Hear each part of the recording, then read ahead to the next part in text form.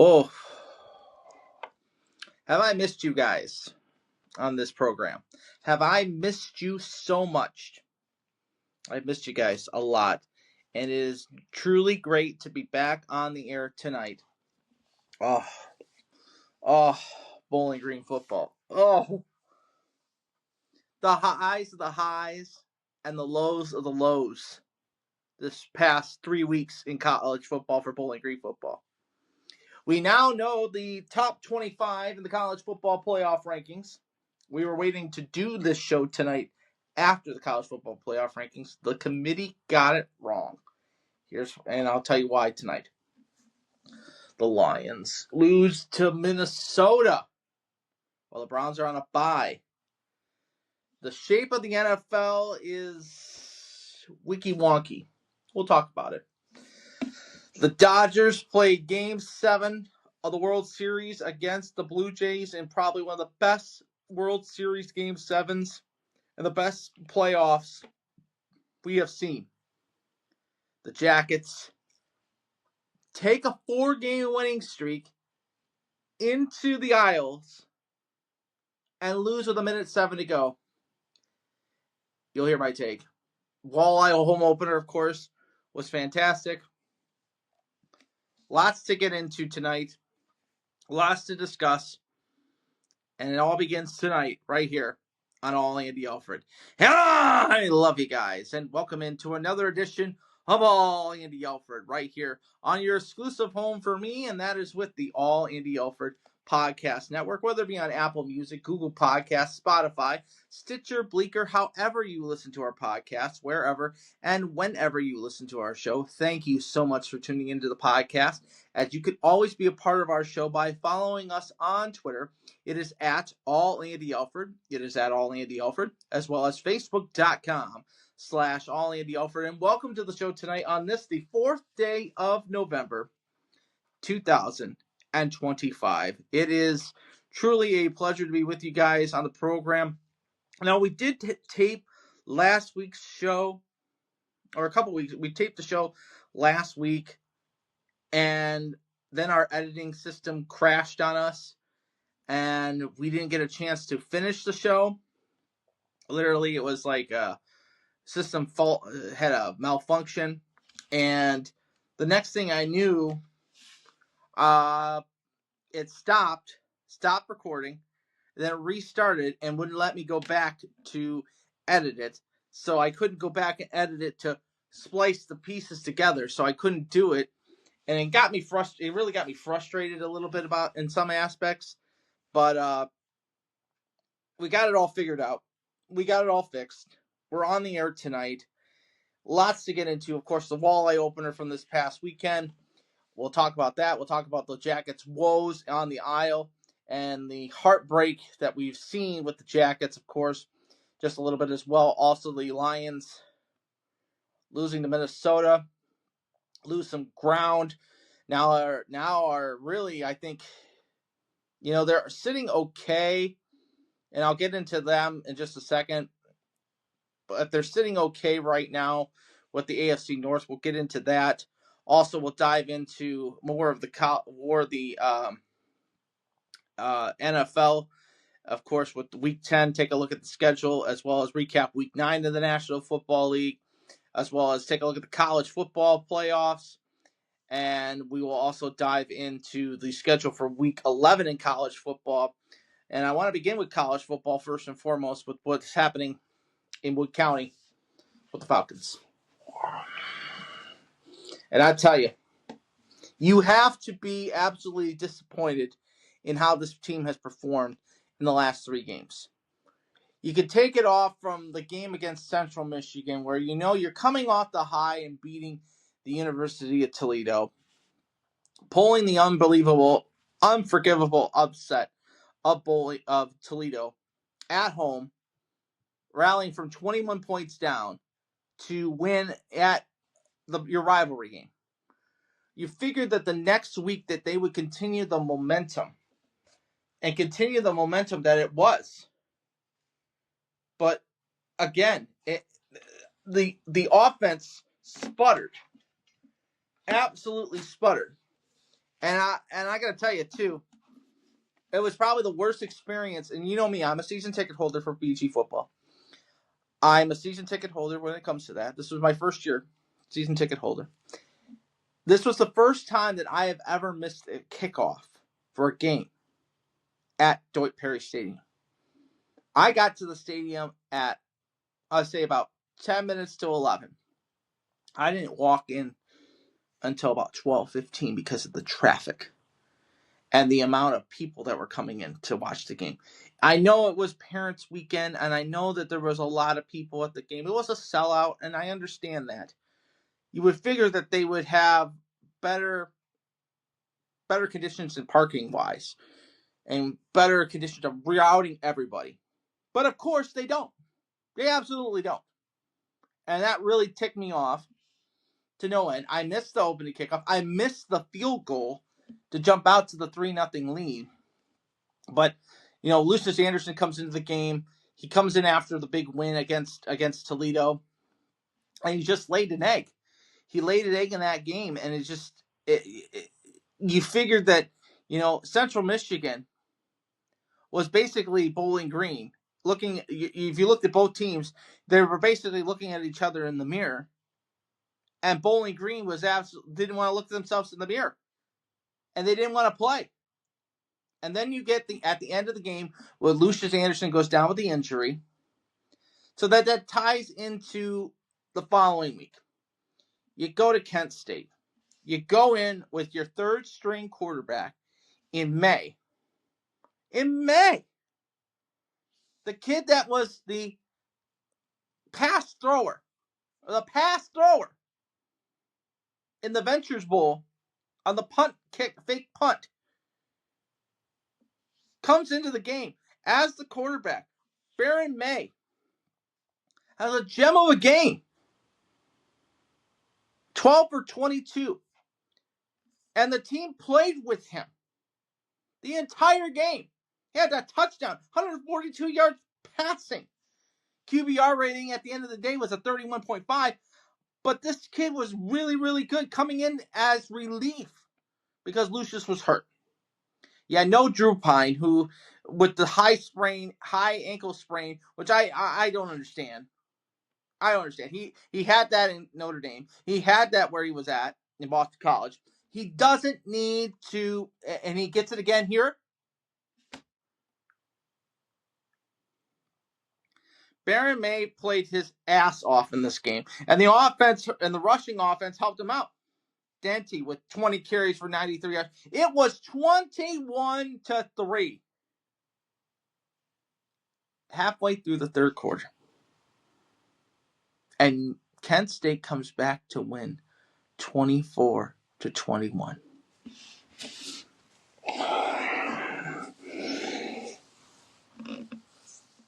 After that game, I was pissed. I was about ready to come on this airways and just start ramming people. But I was like, let's just calm down. We got the Buffalo game. Let's get to the Buffalo game. Be perfectly fine. Pine gets to start this past week against Buffalo. And it's like watching the rerun of the Central Michigan game again. Buffalo gives this to us up and down the field. And Bowling Green was the favorite in this game at 2.5 points. Pine, 7 for 16 for only 52 yards passing. Comes in the game. He's not at 100%. He is not at 100%. He had to come in the game because Bowling Green had no quarterback. They had no quarterback. He had to come back and play in this game. And Robinson just absolutely torched us. 13 for 24, a touchdown, interception. He was 136 yards. Let me tell you this. Team stat-wise. Buffalo had 282 yards of offense. 136 through the air, 146 on the ground. Bowling Green, 116 on the ground, 100 through the air. 216. Bowling Green was 4 for 16 on third down. Buffalo 3 for 13. But, and less penalties. I enjoyed this game. It was 1 for 15 in penalties. But again, it goes back to this: Bowling Green can't win the game. Their offense is sputtered. And I'll tell you, those 3 points came in the fourth quarter. We were down 28-0 going into the fourth quarter.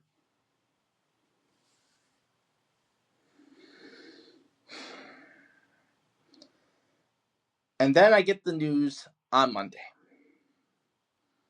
that Eddie George and the Bowling Green State University team have basically released their offensive coordinator.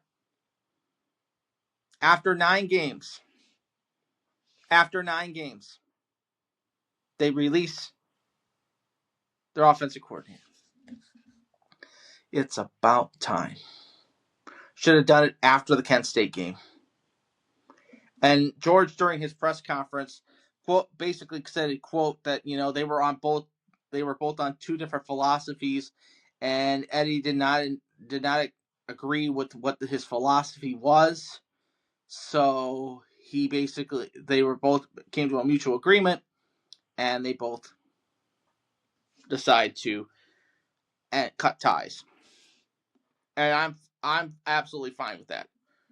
Absolutely fine with it.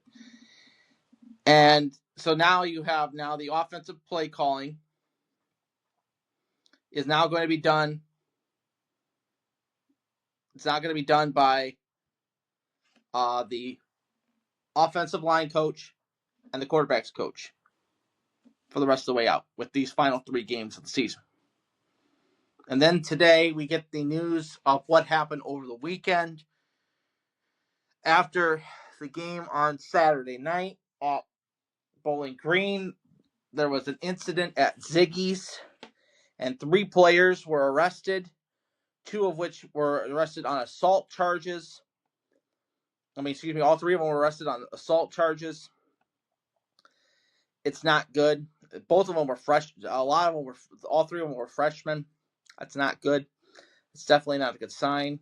And I hope that this does not mean that Eddie is losing this team already. I hope he's not. Because I know these guys are, portal players. Some of them are lefters guys. And, the fact also, Saturday, I didn't go to the game Saturday because earlier in the week I thought it was going to be cold and rainy. They were predicting that, and I decided to go and bank my tickets for the final game not this upcoming weekend, but next Tuesday against Akron. And just for the fact that it was senior day and they lose 28-3, it's an honest slap in the face. Honestly, it's just an honest slap in the face. Really is. It really is. And where does this team go from here? Well, they're 3-6. They have to win out to go into a bowl game. And if they do win out, if I was Eddie George, I basically would say that, that this team should not go to a bowl game. Absolutely not. Should not go to a bowl game. They don't deserve it. The amount that they play and the way that they have played, let Eddie get some time with these players and more recruiting and come back out in the field for next year. That's how it should be. We should estimate what this talent is going to look like. And I know this Akron game is probably going to be on CBS Sports Network because both teams are just terrible. Hell, tonight you have a game going on right now, Akron and UMass on CBS Sports Network. Both teams have a combined 1 win between the 2 of them.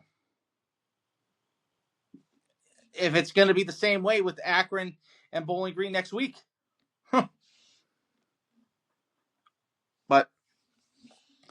Bowling Green travels on the road this week to Eastern Michigan to Ypsilanti to take on the Eagles.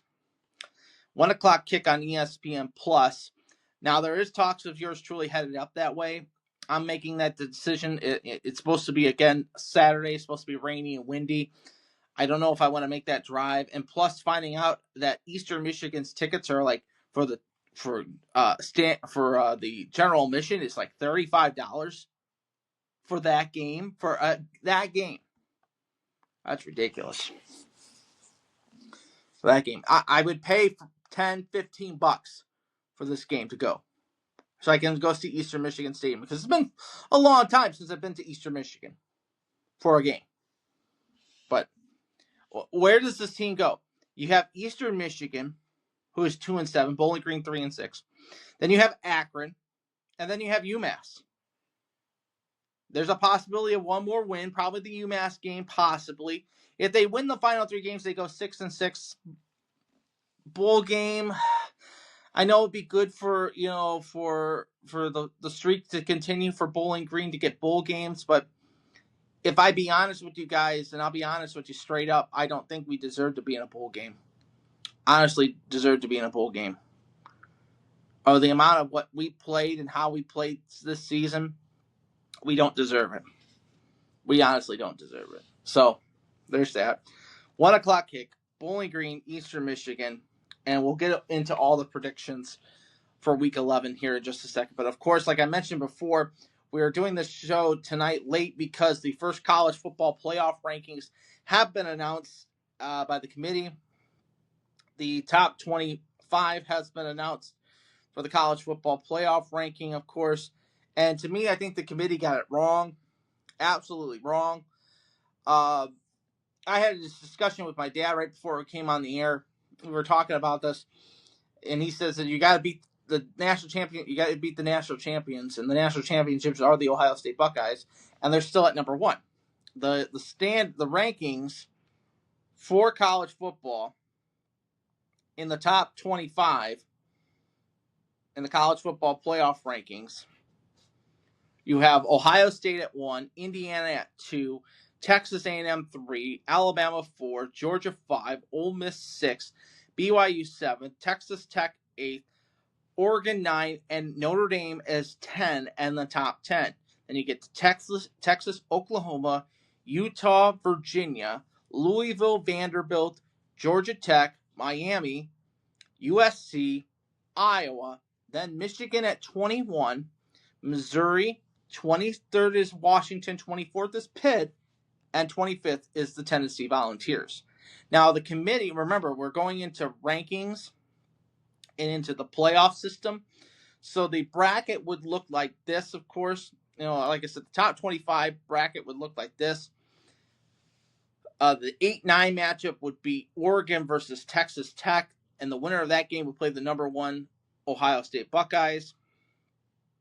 The 6-11 matchup would face off would be Ole Miss versus Virginia. They would play Texas A&M. The 2 seed would be Indiana. They would play the winner of Notre Dame and BYU, which is the 10-7 matchup. And the 12-5 matchup would see Memphis, who is not even ranked, but they are a conference champion, playing Georgia in Georgia. The winner of that game would play Alabama. They play Alabama. And where I see it, the committee got it wrong in the rankings. I think that Ohio State should be the number 3 seed. The only secure win that they have this season is against Texas. And Texas was looking absolutely brutal in those first few weeks. They've got 2 losses already. They're going to get another loss. So why have Ohio State be the number 1 team? Is it because of the eye test, because of how bad they've beaten up on teams? I mean, yes, they went out to Washington, beat the Huskies, only let the Huskies score 7 points, but you look at Indiana, who's in second. They went out to Eugene, beat the Ducks, easily have handled their opponents in games. They deserve it. They deserve to be better than they're better than Ohio State. Texas A&M. A&M this season, their signature win is at Notre Dame, beating Notre Dame at Notre Dame 41-40, and absolutely mauling their opponents, destroying LSU, destroying Florida, destroying Mississippi State. So they deserve it. I think it should be Indiana 1, Texas A&M 2, and Ohio State 3. And then you have Ole Miss sitting at 8-1 at 6. They should be 4. Alabama, their loss against Florida State. Honestly, that was the loss that has hindered them most of the season. Of course, you have BYU and Texas Tech playing each other this week. When they play each other, they're going to cancel each other out. Winner of that game is going to stay in the top. It's going to stay. Like I said, Texas with 2 losses. I mean, Utah's there. Georgia Tech, they're struggling. Miami, yes, 6-2. That loss to Louisville is going to haunt them the rest of the season. But I think the committee did it wrong. I'm not surprised. I won't be surprised if Pitt pulls off something. Pitt's really good this year. And their quarterback who played at Clay High School definitely deserves an opportunity to continue into getting into the college football playoff. Notre Dame, well, if you look at Notre Dame's schedule the rest of the way out, they have Navy this week, which is a tough test. But they go to Pitt. That's a tough game for them. They have Syracuse at home. That's going to probably be an easy win. And then they go to Stanford, and then that's it. They don't have a conference championship. Do they get a top 4 spot? I don't think so. Maybe a 5, maybe a 6. But as high as they can go. I thought they would be 11 or 12. The committee puts them at 10. I'm fine with that right now in that regard. So there's that for college football. Of course, last week in college football was a great slate of games as Week 10 came across. And we were hoping that with James Franklin being fired was a really big shock since I last been on the air with you guys. And the coaching firing has been continuing. Hugh Freeze fired from Auburn. You have all these teams firing their head coaches. LSU's a big job. They fired Brian Kelly. That was a huge firing. I think Lane Kiffin's going to head to LSU if Ole Miss doesn't pay him big. And then after that, then the dominoes will fall. But Ohio State playing Penn State, you figure Jim Knowles would come out strong, and they did come out strong. They got out to the early. They got a touchdown in the first half, and that's the first time that Ohio State has given up a touchdown in the first half. And they get it close by halftime. It was 17-14, but Ohio State rolls 38-14 over Penn State. Notre Dame, a huge win over Boston College, 25-10. It was close early. Vandy with Yugoslavia struggles in Texas. Texas will win 34-31. Miami losing to SMU. I think Miami's done out of the ACC. They're done. They lost in overtime to SMU 26-20. West Virginia, a huge win over Houston 45-35. Louisville, a 28-16 win over Virginia Tech. Indiana continues to maul their opponents 55-10 over Maryland. The cocktail party goes in favor of the Georgia Bulldogs as they beat the Florida Gators 24-20 in Jacksonville, Florida. Purdue falls to Michigan 21-16. Ole Miss, a 30-14 win over South Carolina. Georgia Tech falls to NC State 48-36. In the Saturday night games, of course, Oklahoma beats Tennessee 33-27. USC, a 21-17 win over Nebraska. Utah, 45-14 win over Cincinnati. So you get into this week's schedule, big slate of games in the top 25. And we're going to go over them right now really quickly for you. Of course, we'll start Friday night as Northwestern travels out to the Coliseum to take on the USC Trojans. And we're going to do all the games, top 25, and we're mixing in the Big Ten as well with that because a lot of the Big Ten schools are in action. Excuse me.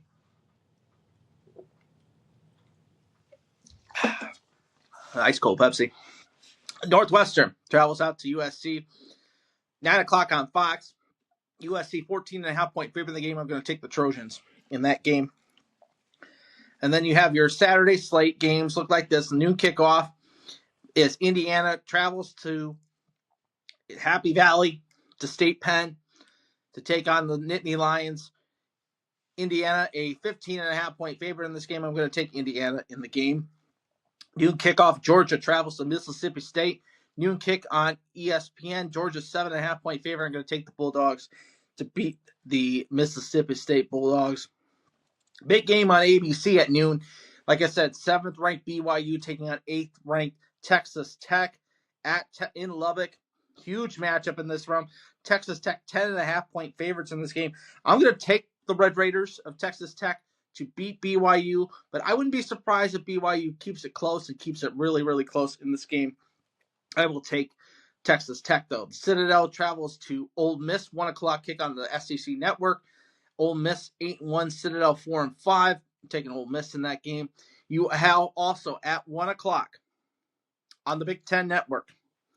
It will be the Ohio State Buckeyes, the number 1 team in the college football playoff ranking, taking on the Purdue Boilermakers in West Lafayette.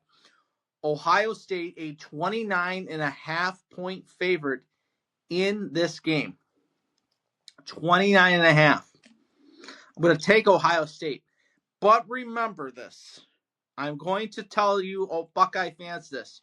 Remember, this is Purdue. We can't look ahead because of what has happened in the past in Purdue. We have looked so far ahead against Purdue. It has bite us in the butt many times. So keep that in mind. Ohio State against Purdue. 9th-ranked Oregon takes on 20th-ranked Iowa. 3:30 kick on CBS. Oregon is 6.5-point favorite. I think the Ducks are going to lose in Iowa. I think Kirk Ferentz and his team has got this team rolling at the right time. Oregon coming in off of this game, I think they're going to basically struggle in Kinetic Field. I'm going to take the Hawkeyes. 3:30 on ESPN sees 18th-ranked Miami hosting Syracuse. Miami 28.5-point favorites. I'm going to take Miami in that game.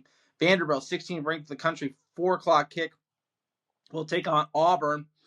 Vandy 6.5-point favorite. I'm going to take Vandy in that game. 23rd ranked Washington travels up to Wisconsin to take on the Badgers. 4:30 kick on Big Ten Network.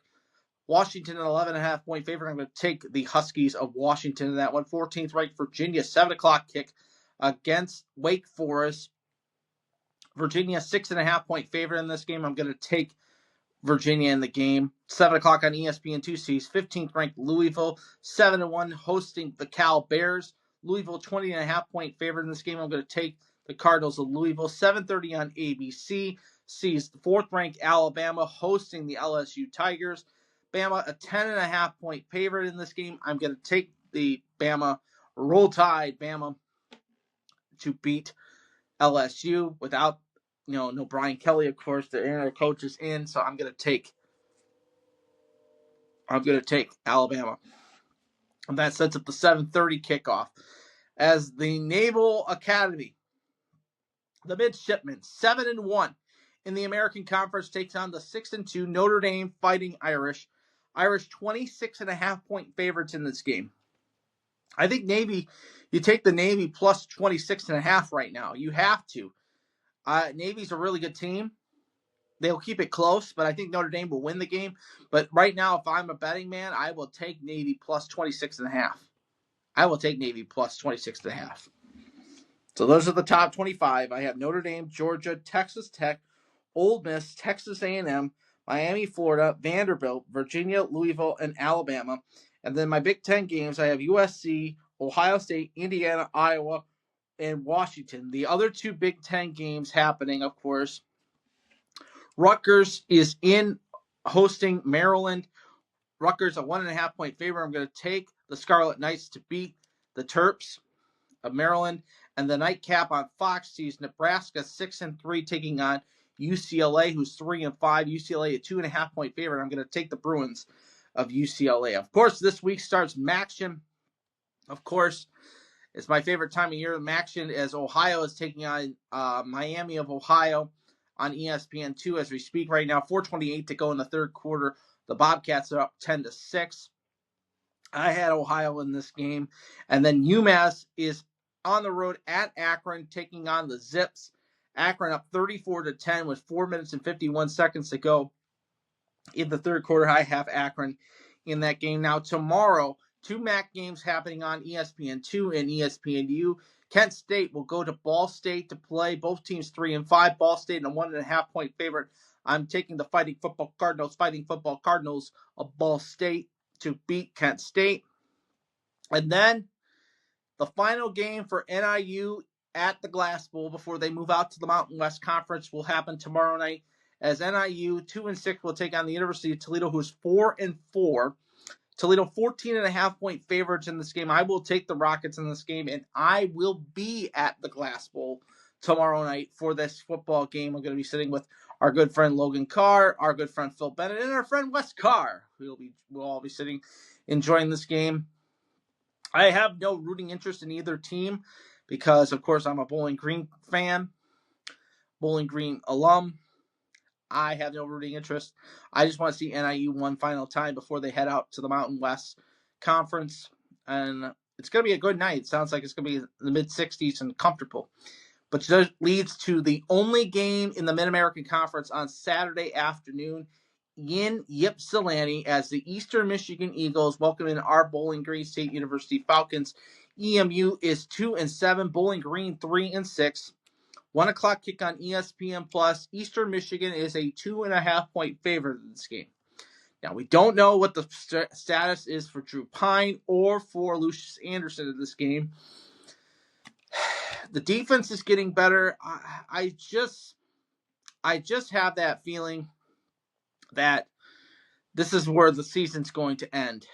I think Eastern Michigan's going to beat Bowling Green. I have Eastern Michigan beating our Falcons this week. I hate to do it. I really, really hate to do it. But after the performance against Buffalo and the way that we lost against Kent State and the pathetic performance after the Toledo game, with the new offensive coordinators running those two, the offensive lineman and the quarterbacks coach running the offensive scheme, I just don't see it. I think that Bowling Green will lose this game. So in my MACtion games, I have Akron, Ohio, Ball State, Toledo, and Eastern Michigan, which rounds out the picks for Week 11 in college football. And all our betting lines are from ESPN Bets. Please bet responsibly.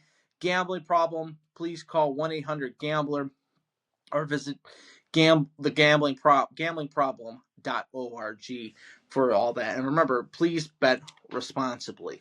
So you're watching and listening to All Andy Alfred tonight right here on the All Andy Alfred Podcast Network, whether it be on Apple Music, Google Podcasts, Spotify, Stitcher, Bleaker, however you're listening to us tonight, wherever and whenever you're listening. Thank you so much for tuning in. And now let's dive into Week 9 in the National Football League. And, of course, the Browns were on a bye this week, so we will not talk Browns football. But let's talk about the Lions. The Lions.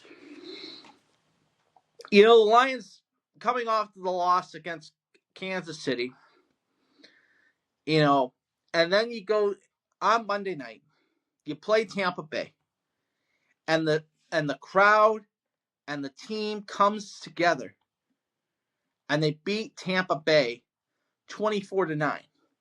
They get the bye, and you figure after the bye they come out swinging.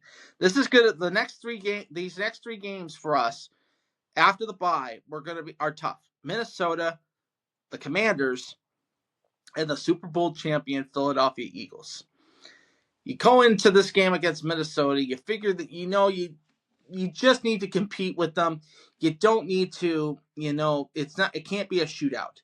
It turns into a shootout at the beginning of the game. And then, of course, you have the luxury and you had the turnover and down. You had the option to continue on and play, but you're playing from behind. After going 3 and out, Minnesota capitalizes. It scores a touchdown to end the first quarter, and they're up 14-7. Now, Detroit gets the football and drives it right down the field, and David Montgomery gets the 2-yard touchdown run. It's 14-14, but then Will Richard gets the field goal with 4 minutes and change to go in the first half, and it's 17-14 at the break. Now, you're saying to yourself, we have an opportunity here. Let's see what happens. And, of course, McCarthy just tore us apart. And I keep going back to it. The secondary is not there. Our defensive line is there. We could stop the run. We could stop it. But once we get it in the air, and Kirby Joseph, of course, being injured, is a big, big piece of why we're not doing well in the secondary. Him not in the lineup is a key piece of why we are struggling in the secondary. But Bates kicks the field goal. It's 24-17 going into the fourth quarter. Field goal makes it 27-17. Lions get the football. They drive it down the field, score the touchdown, keep it close. It's 27-24. Go for the onside kick. And the Vikings recover. And the run for the Lions ends. They lose 27-24 to the Minnesota Vikings. Goff, 25 for 37, 2 TDs, 284 yards passing. McCarthy, 14 for 25, 2 TDs, 1 interception for 143 yards passing. David Montgomery was the top running back with 11 carries for 40 yards, 1 TD. Laporta, 6 catches, 97 yards, 1 TD. The one time I don't bet him, he's the leading receiver. Addison, 48 yards for 2 receptions in the game.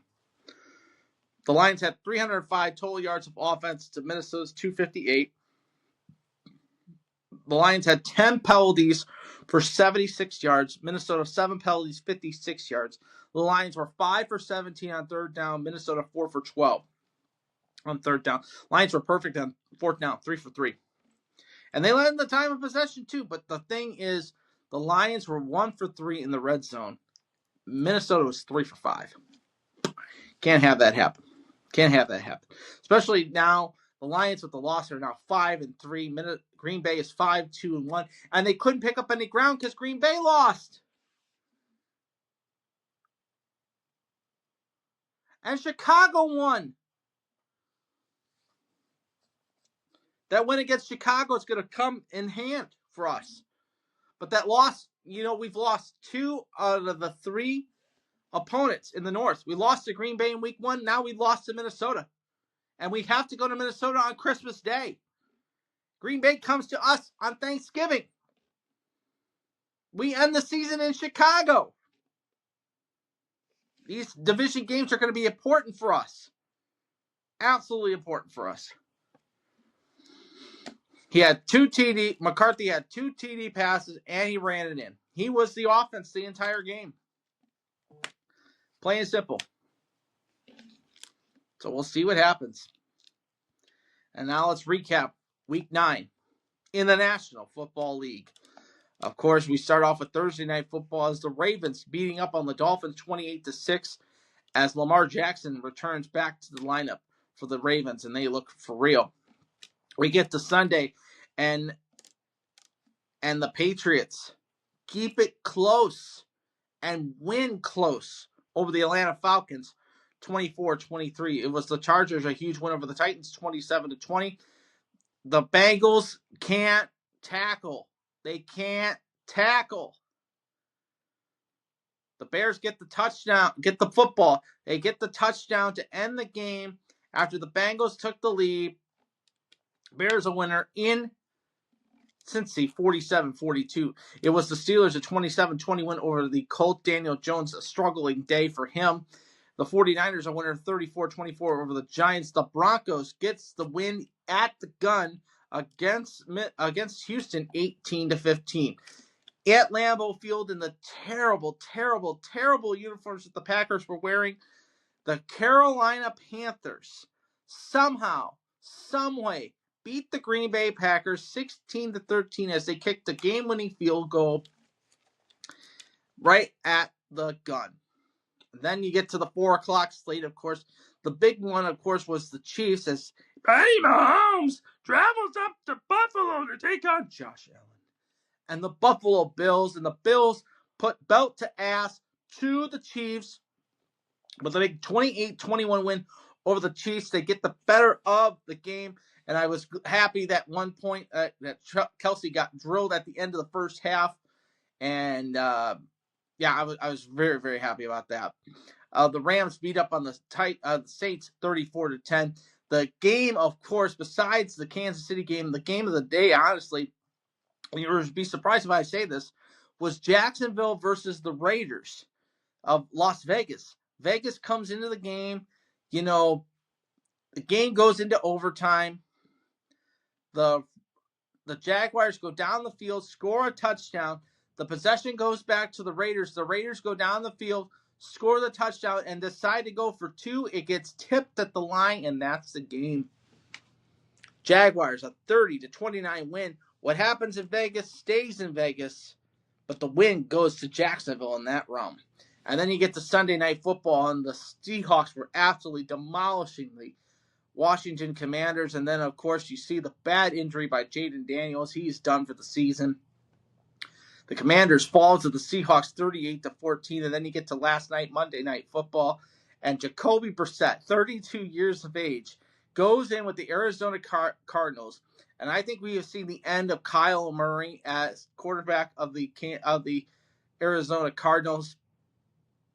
He goes in, dominates the Cowboys, puts belt to ass to the Cowboys and Dak Prescott. As Stephen A. Smith sits there with Jerry Jones up in Jerry World, sitting there in his pink suit with his cowboy hat, looking like a bottle of Pepto-Bismol. Cardinals putting a shellacking as Marvin Harrison having a great game. Cardinals a 27-17 win over the Dallas Cowboys. So that begs that question. You still them boys? With the loss now, the Cowboys have an 8% chance of making the postseason. You still them boys? So now that was week 9 of the National Football League. Let's preview and predict week 10 in the National Football League. And we start with Thursday Night Football as the Las Vegas Raiders travel to the Mile High City to take on the Denver Broncos. Denver, a 8.5-point favorite, 8:15 kickoff on Thursday night. I had the Broncos beating up on the Raiders in that game. We get to Sunday. We have an early game, of course. The Indianapolis Colts play the Atlanta Falcons in Berlin, Germany. The first game in Berlin. Indianapolis, a 6.5-point favorite. I have the Colts beating the Falcons in the game. Then we get into the 1 o'clock slate. Looks like this. Jacksonville goes to Houston to take on the Texans. Houston, a 1.5-point favorite in this game. I'm going to take Jacksonville to beat Houston in this game. Buffalo travels to Miami to take on the Dolphins. The Dolphins are not favored. They're getting 9.5 from the Bills. I'm going to take the Bills outright in the game. Baker Mayfield and the Tampa Bay Buccaneers take on the New England Patriots, led by Drake May. Tampa, 2.5-point favorite in the game. 1 o'clock kick on CBS. I'm going to take the Buccaneers in that game. It will be the Giants on the road at Soldier Field to take on the Chicago Bears. Bears, a 3.5-point favorite in this game. 1 o'clock kick. I'm going to take the Bears in that game. Baltimore travels up to Minnesota to take on the Minnesota Vikings. Baltimore, a 4.5-point favorite in this game. I'm going to take Lamar Jackson and the Baltimore Ravens in the game. The other 1 o'clock game, of course, the Carolina Panthers, who are 5-4, will take on the New Orleans Saints in Carolina. Carolina, 5.5-point favorite in this game. I'm going to take the Panthers in the game. And, of course, the 1 o'clock slate looks like the final game of the 1 o'clock slate sees the New York Jets taking on the Cleveland Browns. The Browns are 2-6. The Jets are 1-7. 1 o'clock kick on CBS. The Browns are favorite. May I say that again? The Browns are favorite in the game by 2.5. Give me the Jets. Give me the Jets. Which sets up the 4 o'clock slate. Looks like this. The two games, one game on CBS. Arizona coming off the win over Dallas will take on the Seahawks coming off the win against the Washington Commanders. Both teams 4:05 in Seattle. Seattle 6.5-point favorite. I'm going to take the Seahawks to beat the Arizona Cardinals. Brissett, by the way, will get the start in that one. Fox will have the doubleheader as they will be the Rams 6-2 overall, taking on the 49ers, who are 6-3. The Rams 3.5-point favorite in this game. I'm going to take the Rams in that one. And then the other game, a rematch of the division playoff, as the Detroit Lions head to the capital, the nation's capital, to take on the Washington Commanders. Lions 8.5-point favorite in this game. Hammer the Lions. I'm going to take the Lions in that one, but no Jaden Daniels. Plain simple.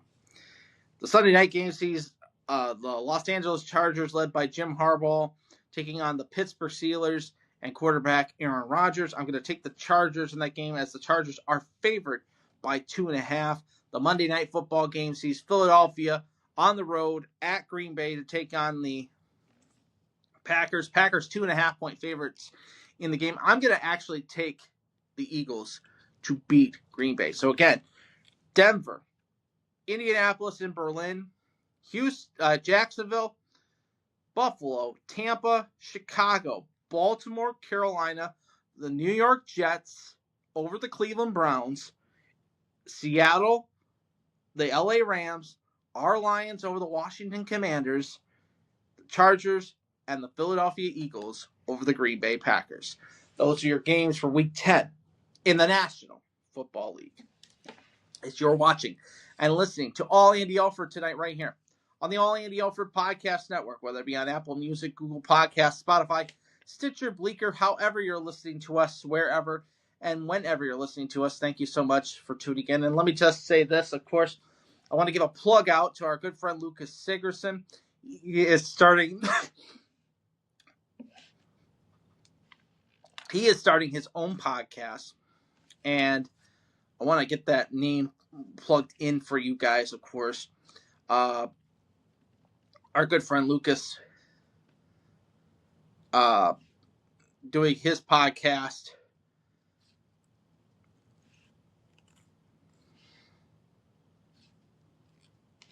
Lucas is starting his own podcast, of course. The podcast is called Hey, We Should Talk. It's available now on Spotify, Apple Music, and Apple Podcasts, as well as Amazon Music. We've had him on the show many, many times. He is a good friend of the show and a good person to listen to. It's great to see Lucas in his element. I love when we talk horse racing. I love it when we talk sports, and to have him coming on the airwaves, it's a great voice to listen to. So go ahead. I highly recommend it too. Besides subscribing to his podcast, remember to subscribe to our podcast, which is All Andy Alfred. So congratulations, Lucas. Welcome to the podcast family. So there is that. So got to give a plug to Lucas on that part. So speaking of Lucas, we'll talk some MLB baseball really quickly. The Dodgers. Congratulations to the Los Angeles Dodgers on the win. Game 7. This World Series was probably the best World Series we've seen in a long, long time. Both teams competitive all the way. At one point, I figured that the Jays were going to actually get the series, and they actually won the game like 3 times, in my opinion, on Game 7 on Saturday. When you had college football, and you making me turn the college football games off on Saturday night to watch Game 7 of the World Series, that tells you something. And in the 9th inning, when Guerrero hit the ball out to the warning track. When he hit it, I will tell you this, folks. When he hit that ball and it got to the warning track in the bottom of the ninth inning, at that point, I thought it was Joe Carter all over again. I jumped out of my seat. I said, "It's happening again! It's happening again!" And sure enough, it was just a long strike, a long out.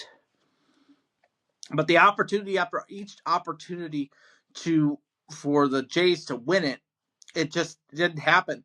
And for the World Series to end basically with the home run in the bottom half of the top half of the 11th inning was just unbelievable. And I totally agree with Yamamoto being the MVP of the series. He did a fantastic job. Shohei, a great job with the series. Freeman with the bomb in the 18th inning. Wow. And a lot of people I was talking to felt like the Game 7 was going to go as long as that 18-inning game. It was a great World Series. A lot of people were watching it internationally as well as in America. And the Dodgers retain and are back-to-back World Series champions. So there is that for you. Got some good news out of Tiger Town, of course. Jack Flaherty declined to opt out, and he will take $20 million, and he will stay with the Tigers. So that's a good sign. The bad news out of the situation is that we are hearing rumors that Terrence Skubal, his contract is going to be shopped around at winter meetings. That's not a good sign if you're a Tigers fan. Not a good sign at all. So we'll keep that in mind. We'll keep it in mind as baseball season has concluded. Now we're fully into hockey season, my friends. We're fully into hockey season. Of course, I want to now go into what happened with the Jackets. Jackets now are on the Western Canadian road trip, but I want to get to what happened on Sunday. And I want to talk about Sunday. Well, I want to talk about Saturday. The Jackets coming out, beating St. Louis 3-2. Jet Greaves, great performance by him. We get to Sunday. On the aisle. You figured that with the Jackets jumping out, falling behind 1-0. And then you have Miles Wood, who I think is going to be a stud in the National Hockey League. His fourth goal of the season, tying the game at 1 apiece. And then Denton Matejchuk getting his third of the campaign. It's 2-1 Columbus. As Elvis Merzlikins is standing on his head in this game. And what happens? The defense collapsed. The Jackets collapsed. At the 18:53 mark of the period, Schaefer, the rookie, buries his second of the night, fifth of the season, tying the game at 2 apiece, and then a minute 7. Holmstrom. And that's the final. Jackets fall 3-2 to the Islanders. A divisional game that we desperately need. You can lose the season in November and December when you're looking for points in late March and early April. And Elvis Merzlikins on the bench crying after the game. He gave everything in this game. That should be a wake-up call. A wake-up call to the Jacket bench and to the Jacket organization. That this guy is playing hard. He is playing. He wants to be here. He wants to play and wants to be a Jacket. When you are crying on the bench, unbelievable. We can pick ourselves up, dust ourselves off. Jackets are 7-5-0 after the loss. Islanders with the winner 6-5-1. The Jackets, the rest of the way out. Wednesday night, 9:30, ESPN Plus, are in Calgary to take on the Flames. Then they are on Hockey Night in Canada, Saturday night, 10 o'clock drop on CBC and on ESPN Plus and the FanDuel Sports Network. Monday, they are in Edmonton to take on the Oilers, 8:30 puck drop for that game on ESPN Plus. And then at 10 o'clock on the next night, Tuesday night, they are in Seattle to see my good friend Everett Fitzhugh and the Seattle Kraken.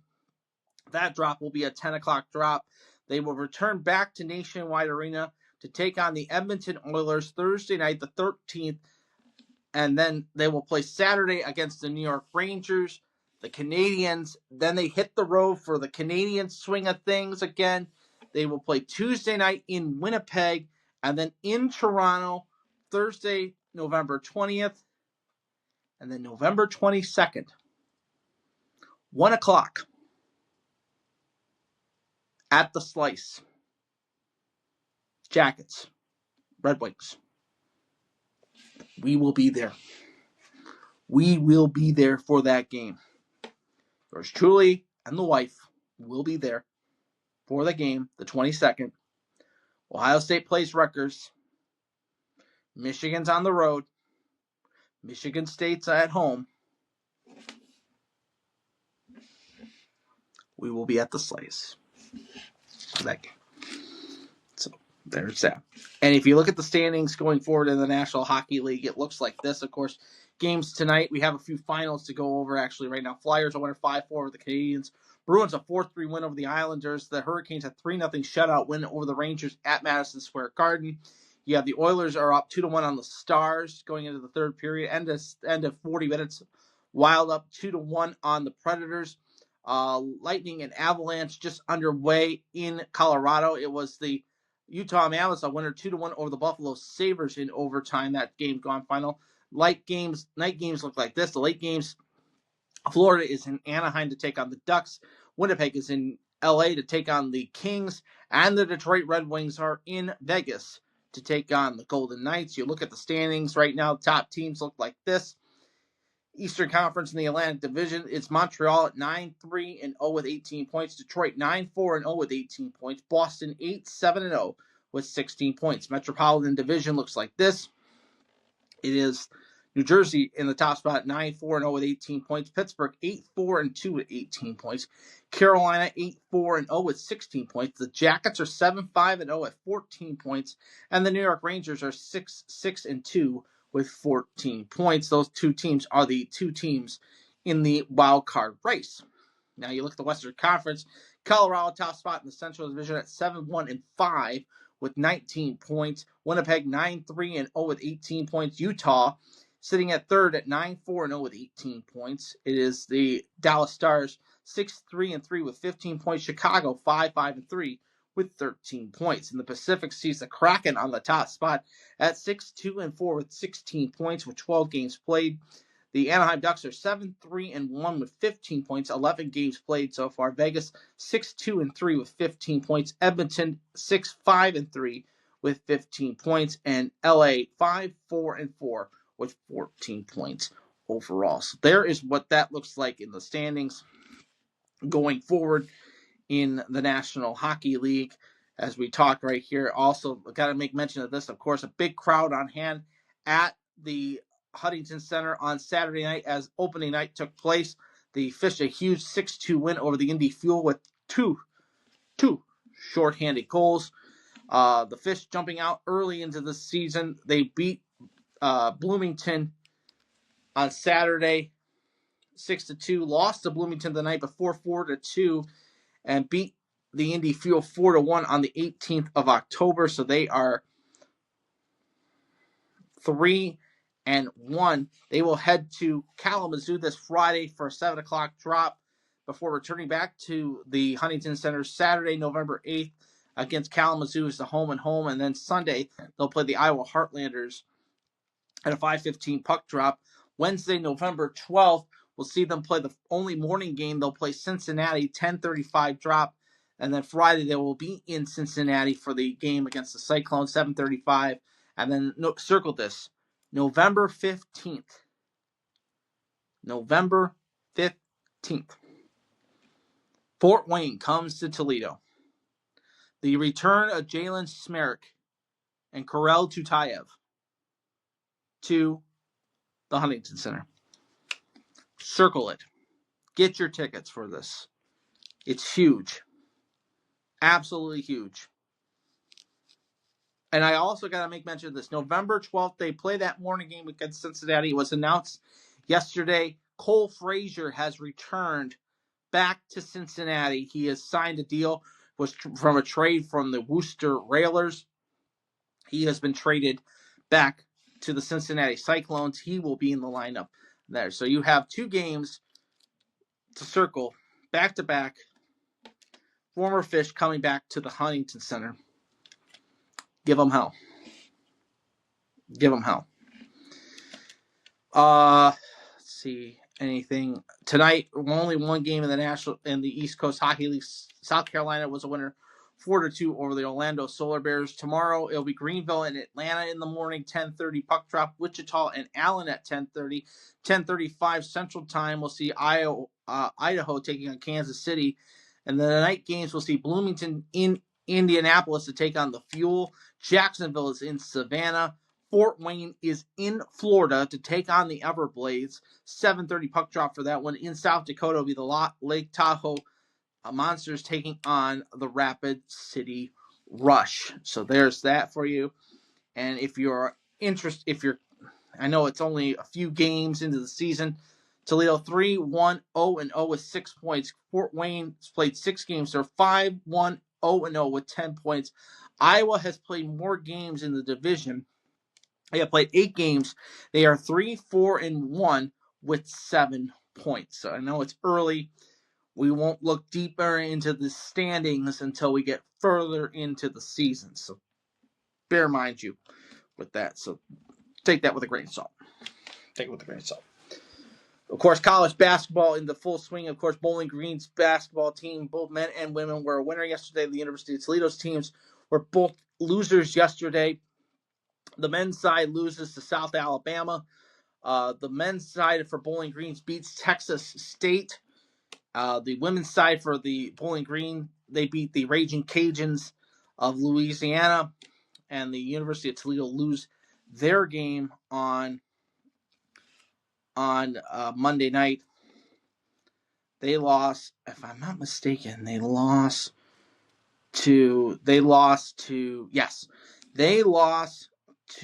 Troy 88-51. Bowling Green an 82-67 win over Louisiana. And the women's side of things, of course. And like I said, the NCAA men's and women's is in full swing. So we'll see what that happens when we get into later on into March and into tournament time. So there's that.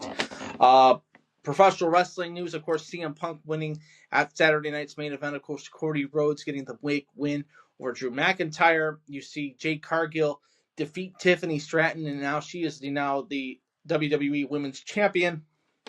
Dominic Mysterio beats I almost said Rey Fenix. It was Penta and Rusev in a triple threat match for the Intercontinental. You're getting this tournament now with John Cena. A couple matches were announced, of course. It'll be Sheamus and Shinsuke Nakamura facing off. And then Rusev is facing off against Damian Priest next week on Monday Night Raw. We'll find out the 2 opponents from SmackDown on Friday night's edition. So we'll see how that shakes out. We'll also see what's going to play out with this McIntyre situation. We have to see what's going to happen as we're getting closer and closer to Thanksgiving, which means Survivor Series is coming. And, of course, Survivor Series is happening in San Diego where the Padres play out. So I want to see how that's all going to shake out as well. So that's all the other sports, of course, as you are watching and listening to All Andy Alfred tonight, right here on the All Andy Alfred Podcast Network, whether it be on Apple Music, Google Podcasts, Spotify, Stitcher, Bleaker, however you listen to us, wherever and whenever you're listening to us. Thank you so much for tuning into the podcast tonight.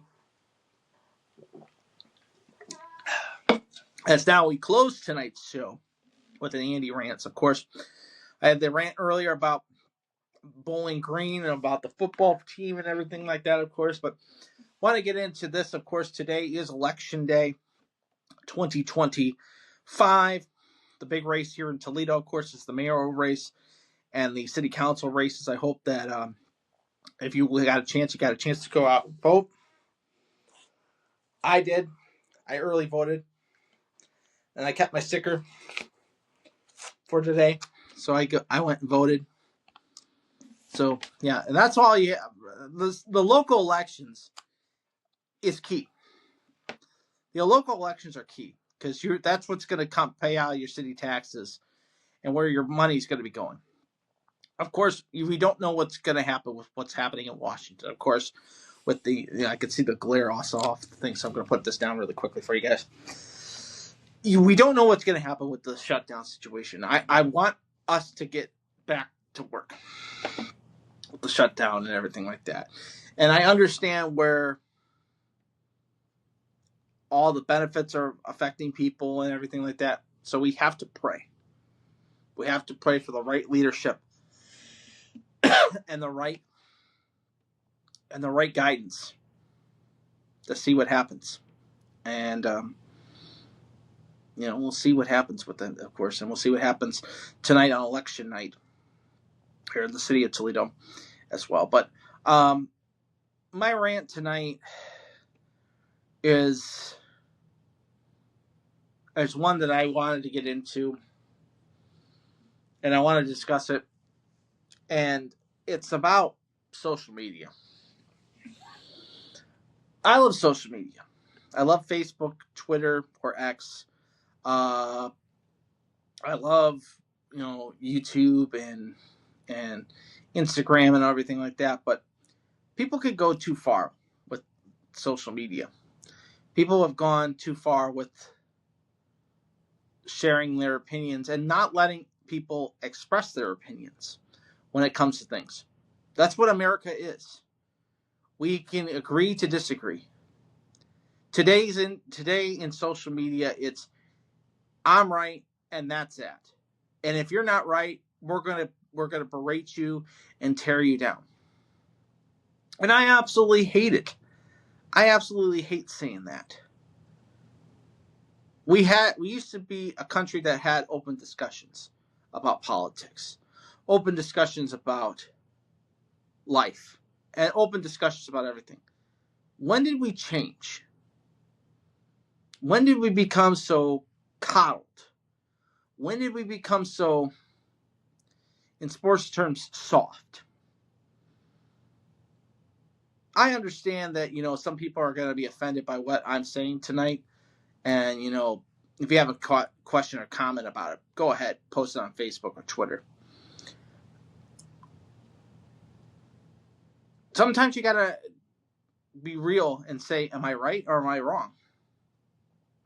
Can I actually listen to other people's opinions and values over the situation?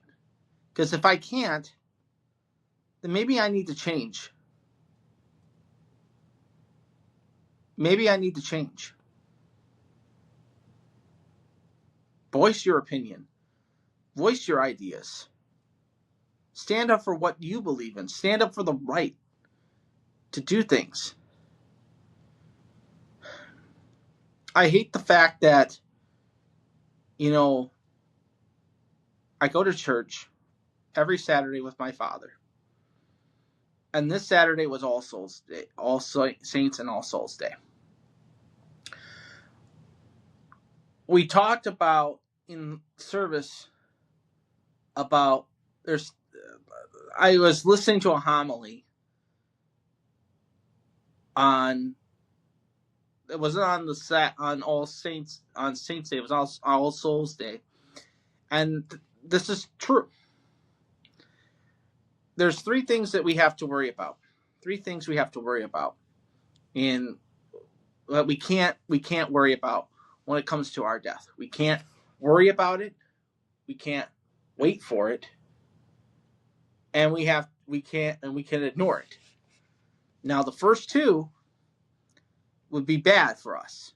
Waiting for it and, be scared about it. And I admit it, I'm scared of that. I admit that I'm scared. Because at any moment in our lives, the number will be pulled. I know a few people, unfortunately, that are close to me, or friends, that have lost their parents in the last week. And to those people, I am so sorry for your loss. And my heart and my prayers and my condolences to you and your families. Which puts the question to us, are we ready for when God comes to pull our number? Do we feel like we're ready for that? I mean, I'll admit it, I'm not. I'd like to clean up for what my life has become. I'd like to do more things for other people.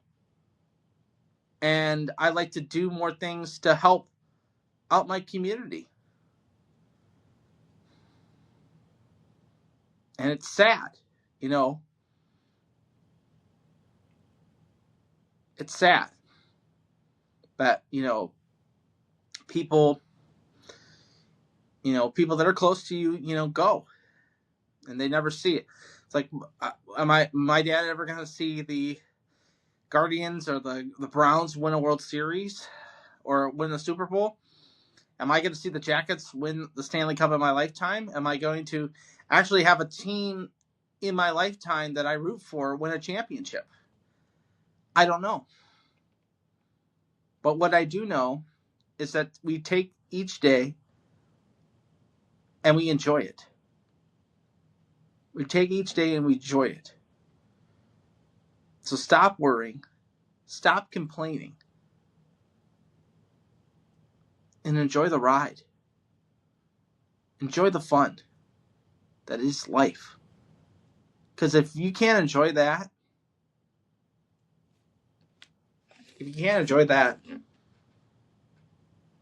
then what's this life given? What do you want to have done in your life?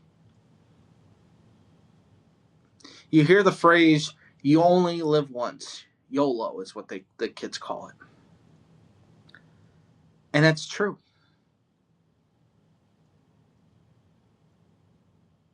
Why do you have to suffer for everything? True, you suffer for the people that are suffering from illness and are on the verge of death with sickness. And you suffer for those people. But to be honest with you, your number could be pulled next. So enjoy life. Have that piece of cake. Take that extra 10 minutes. Because you never know if that extra 10 minutes to pray, to relax, to meditate, to think. Because you don't know if you're going to get that 10 minutes later on down the road. And that's Andy Reigns. We'll be back with you guys next week for another edition of All Andy Alfred. Until I talk to you next week, this is Andy Alfred saying, I'm pulling for you. We're all in this together. The game of life. Keep your stick on the ice. If I see you at the Glass Bowl tomorrow night, come by, say hi. And to the teams you root for at home, and to my teams, go Jackets! Go Walleye! Go Tigers! Go Guardians! Go Reds! Go Hens! Go Falcons! See if we can get it done against Eastern Michigan. Good win against Bemidji this past week for the BGSU Falcon hockey team. And more birdies and less bogeys. Because victory is sweetest when you have tasted defeat. Have a great night, everybody. And a great week. And I will talk to you guys next week. Right here. On All Andy Alfred. I love you, babe. Talk to you guys then.